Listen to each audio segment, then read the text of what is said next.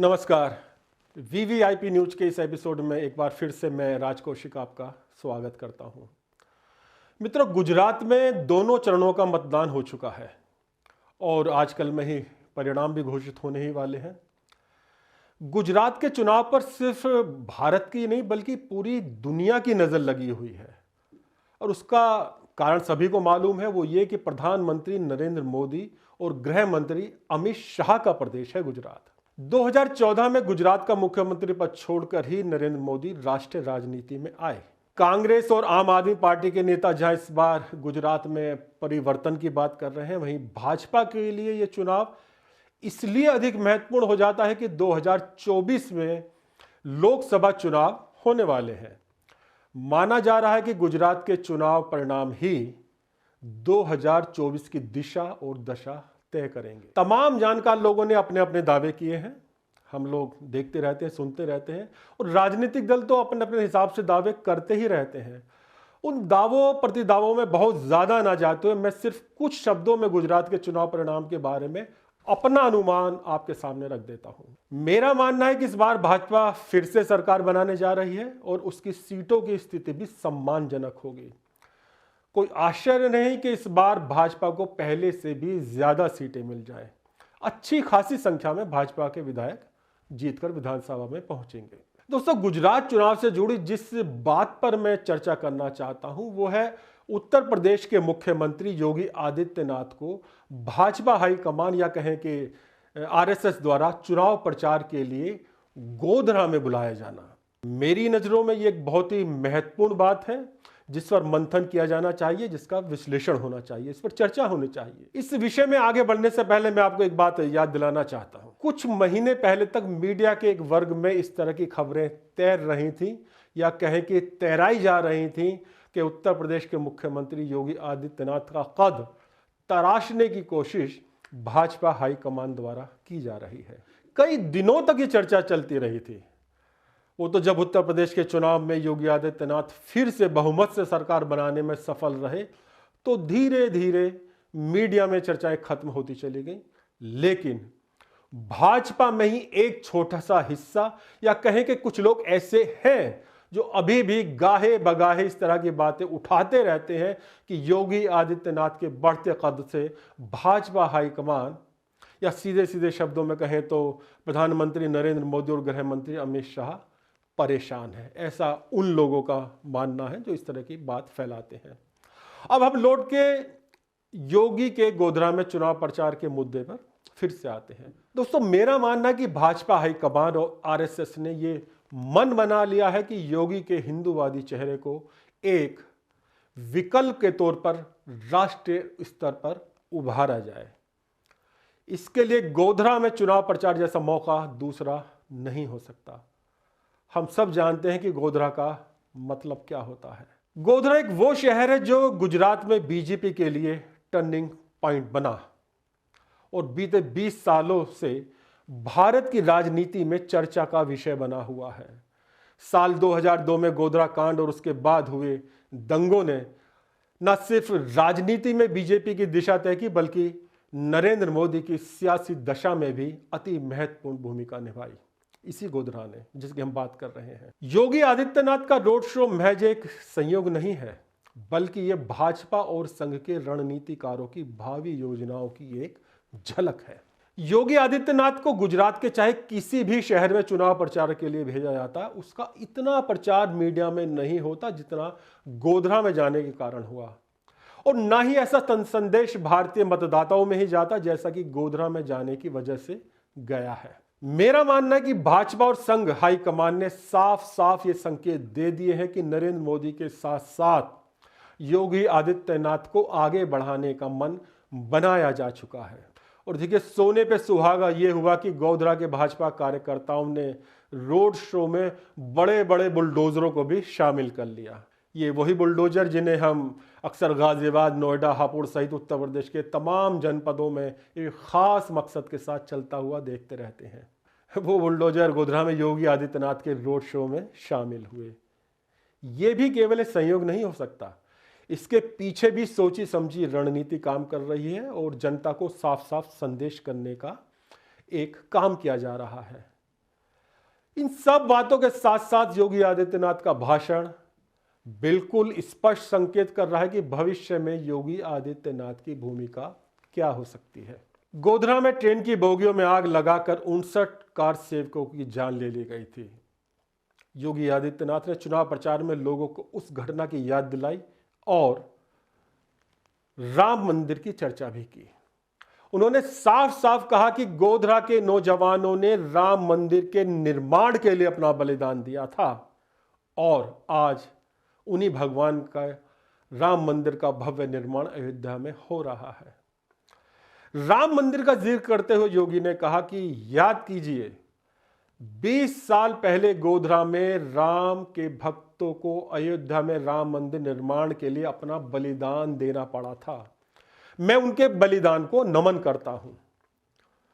योगी ने कहा कि प्रधानमंत्री मोदी के सफल नेतृत्व और दृढ़ इच्छा शक्ति का ही परिणाम है कि आज अयोध्या में भगवान श्री राम का भव्य मंदिर बनाने का काम चल रहा है। अयोध्या में भगवान श्री राम का भव्य मंदिर भारत की आस्था का सम्मान भी है और गोधरा में राम भक्तों के लिए सम्मान का भाव भी है। देखिए क्या कहते हैं इस बारे में योगी आदित्यनाथ।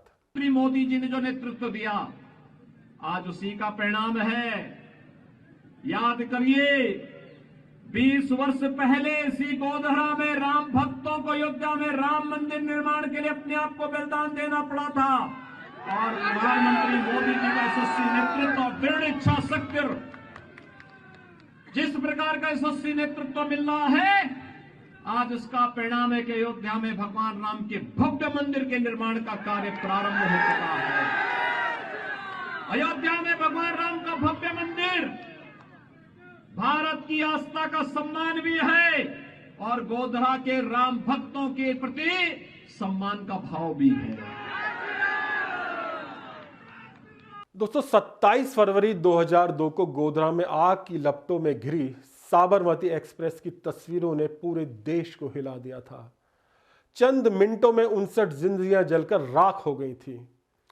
मरने वाले कार सेवक थे और उनमें महिलाओं और बच्चों की संख्या ज्यादा थी। ये सभी लोग अयोध्या से अहमदाबाद लौट रहे थे। गोधरा कांड के बाद हुए दंगों का मुद्दा खेड़ा और अन्य स्थानों पर चुनावी सभाओं के दौरान गृह मंत्री अमित शाह ने भी उठाया है। उन्होंने कहा है कि साल 2002 में दंगाइयों को ऐसा सबक सिखाया गया कि अब तक शांति है। गृह मंत्री अमित शाह ने खेड़ा में जिन तेवरों के साथ दंगाइयों को सबक सिखाने की बात कही, उन्हीं तेवरों के साथ ही योगी आदित्यनाथ ने गोधरा में कहा कि हर बीमारी का इलाज उनके पास है। 2002 में एक बार नरेंद्रभाई वच्चे डपलू करवानो ट्राय करो, एवो पाठ भणायो कि 2002 પછી 22 તે હજી કોઈ ડોકું ઊંચું નથી કરતું ભાઈ। રમખાણો કરાવવા વાળા ગુજરાતની બહાર જતા રહ્યા। ભારતીય જનતા પાર્ટીએ ગુજરાતમાં શાંતિ સ્થાપી कर्फ्यू વગરનો પ્રદેશ બનાવવાનું કામ આ ભારતીય જનતા પાર્ટીએ કર્યું છે। हर बीमारी हर मर्ज का उपचार हम लोगों के पास है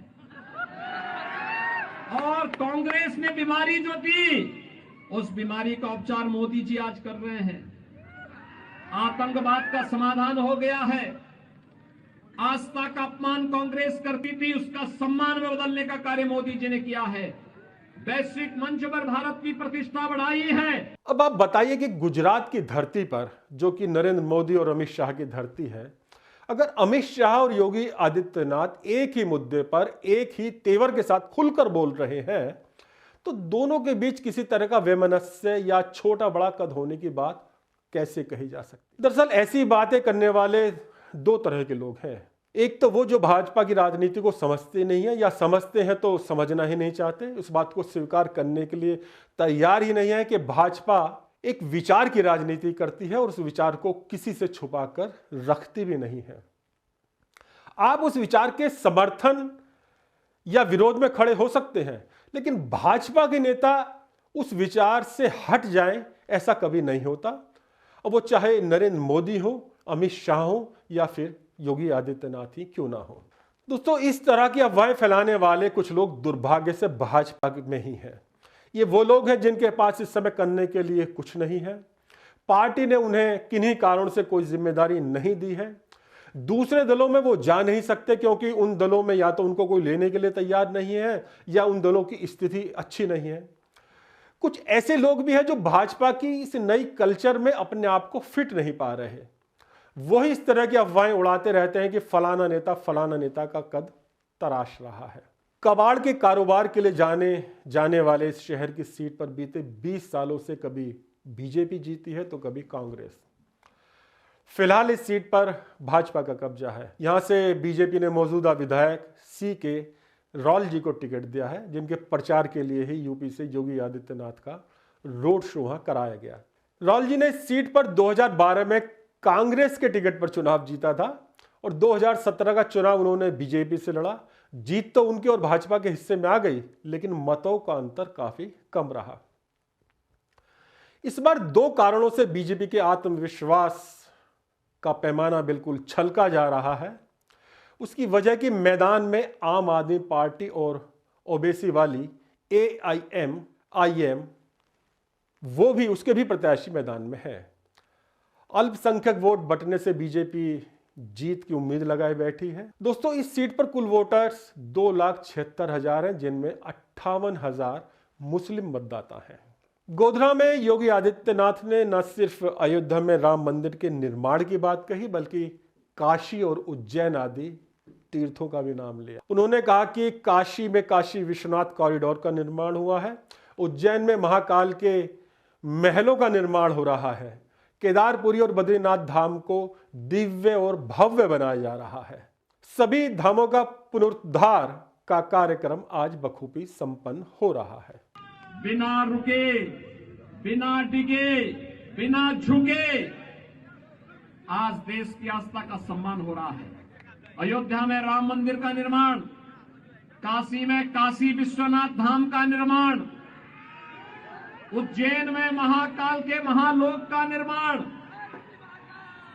केदारपुरी और बद्रीनाथ धाम के पुनरुद्धार और सुंदरीकरण का कार्य, द्वारिका धाम के पुनरुद्धार का कार्य, भाइयों बहनों, ये सभी कार्य बखूबी संपन्न हो रहे हैं।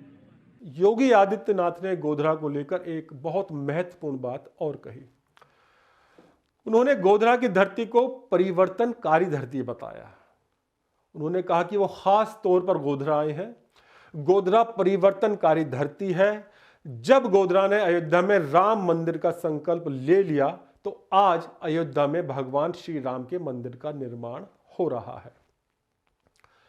अब गोधरा की धरती को परिवर्तनकारी बताने का क्या आशय योगी का हो सकता है मित्रों, इस पर तो बहुत चर्चा हो सकती है। मेरी नजरों में फिलहाल तो यही लग रहा है कि परिवर्तन की शुरुआत हो चुकी है। भाजपा और RSS दोनों ने साफ साफ संकेत दे दिया है कि योगी के हिंदूवादी चेहरे और व्यक्तित्व को वो सिर्फ उत्तर प्रदेश तक सीमित नहीं रखेंगे, बल्कि उन्हें राष्ट्रीय स्तर पर उभारा जाएगा और इसका आरंभ गोधरा से हो चुका है। दोस्तों, गोधरा वो स्थान है जिसका नाम आते ही मन में तरह तरह के भाव आने लगते हैं। योगी के रोड शो के बाद अब गोधरा का नाम आते ही योगी का चेहरा भी लोगों को याद आएगा, भाषण में कही गई योगी की बातें भी याद आएंगी और निश्चित रूप से रोड शो में शामिल योगी का बुलडोजर भी याद आएगा। चलिए, ये तो बात रही भाजपा की। अब एक दिलचस्प बात मैं आपको बताने जा रहा हूं। गोधरा में योगी आदित्यनाथ के रोड शो और उससे अगले दिन प्रधानमंत्री नरेंद्र मोदी के अहमदाबाद में बहुत बड़े रोड शो के बाद समाजवादी पार्टी के अध्यक्ष और उत्तर प्रदेश के पूर्व मुख्यमंत्री अखिलेश यादव ने फेसबुक पर एक शेर पोस्ट किया। सिर्फ एक शेर, कोई फोटो नहीं, कोई दूसरी बात नहीं। शेर देखिए, उन्होंने लिखा है कि बच के रहो उन मौका परस्तों से जो बस लिबास से फकीर हैं। ये 2 लाइनों का छोटा सा शेर, लेकिन इस पर इतने कमेंट्स आए हैं कि बस पूछिए मत। शेर का क्या मतलब हो सकता है आप लोग समझ ही सकते हैं। योगी ये आदित्यनाथ तो संत हैं, फकीर हैं ही, और प्रधानमंत्री नरेंद्र मोदी तो खुद को फकीर कहते ही रहते हैं। जाहिर है निशाना इसी तरफ है। खैर, ये तो राजनीति है, इसमें एक दूसरे को निशाना बनाना बखूबी चलता ही रहता है। लेकिन अखिलेश यादव की शेर की पोस्ट पर जिस तरह के कमेंट्स आए हैं वास्तव में शेर से ज्यादा तो वो पढ़ने लायक हैं। मैंने तो उनका बहुत आनंद लिया। इन कमेंट्स को पढ़कर यह बात भी साफ हो जाती है कि अखिलेश यादव का सोशल मीडिया कोई और ही हैंडल कर रहा है। अखिलेश यादव कमेंट्स को पढ़ते तक भी नहीं है।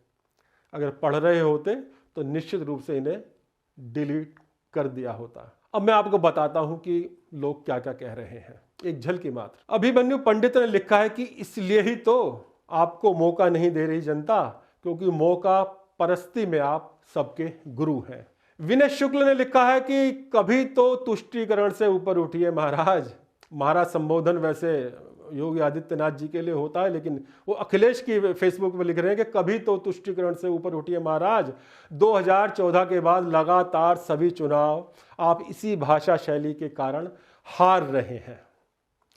ब्रजेश चंद्र पाठक ने लिखा है कि उन्होंने तो शायरी में जैसे बात की है कि कन्नौज गया, आजमगढ़ गया, हार की सवारी आ गई, थाम लो सपाइयों अपने दिल को, मैनपुरी की बारी आ गई। निखिल सिंह ने लिखा है कि फकीर ने तुम्हें लकीर पर लाकर खड़ा कर दिया, अब अपनी एक एक लकीर गिनते रहना। रिंकू सिंह ने बहुत कम शब्दों में छोटा मगर एक तीखा और कहें कि कुछ हद तक, काफी हद तक अच्छा सच्चा कमेंट भी लिखा है। उन्होंने लिखा कि उनसे भी जो सिर्फ चुनाव में टोपी और जनेऊ पहनते हैं। यानी आशय ये रहा कि बच के रहो उन मौका परस्तों से जो सिर्फ चुनाव में ही टोपी और जनेऊ पहनते हैं। तो दोस्तों देखते हैं कि गोधरा और गुजरात में चाहे टोपी वाले हों चाहे जनेऊ वाले हों, कोई भी हो, कितना इन बातों को समझते हैं, कितनी गहराई में जाते हैं और क्या परिणाम लेकर आते हैं। बहुत ज़्यादा दिन नहीं बचे हैं, परिणाम बहुत जल्द हमारे सामने आने वाले हैं। देखते हैं किस तरफ बैठता है गुजरात का चुनावी ऊंट। मित्रों, इस एपिसोड में इतना ही। मिलते हैं अगले एपिसोड में किसी नए विषय के साथ, नए मंथन के साथ, नए विश्लेषण के साथ। देखते रहिए VVIP न्यूज़ और हाँ, अपने कमेंट्स ज़रूर लिखें, साथ ही सब्सक्राइब करना कतई ना भूलें VVIP न्यूज़। नमस्कार।